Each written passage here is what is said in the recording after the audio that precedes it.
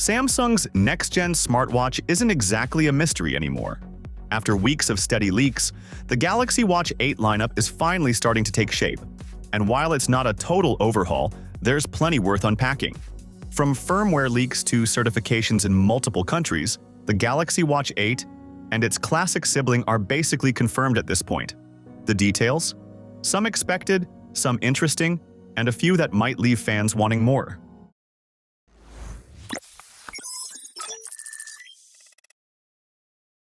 Starting with the return of something that's been missing, the classic model. The name Galaxy Watch 8 Classic popped up back in December in an industry database, hinting at the comeback of that signature rotating bezel. It didn't make an appearance in 2024, but all signs suggest it's back on the table this year.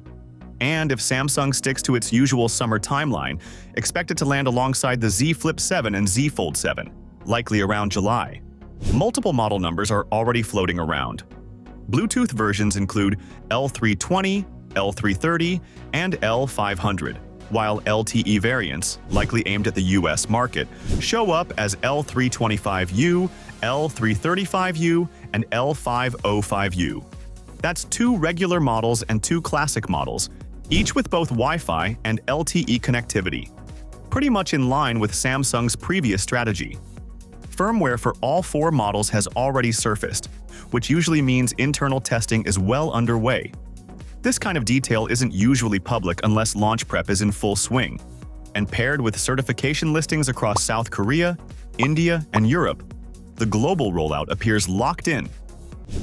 Now here's where things get a little underwhelming. The battery. Certification listings in the Safety Korea, BIS, and TUV Rhineland. Databases give the first real glimpse into what's powering these watches. One battery, EBBL330ABY, shows a 435 mAh typical capacity, likely tied to the larger Galaxy Watch 8 variant. That's a marginal bump over the Watch 7. The rated capacity is just 426 mAh, so while it looks better on paper, the real-world gains may be negligible, especially if Samsung introduces more demanding features this year. Meanwhile, another LTE variant's battery, EBBL325ABY, was spotted with just 318 mAh. That lines up closely with the previous generation, suggesting battery life will hover around 22 hours again. Not exactly competitive with something like the OnePlus Watch 3, which is setting the pace for Android smartwatches in terms of endurance.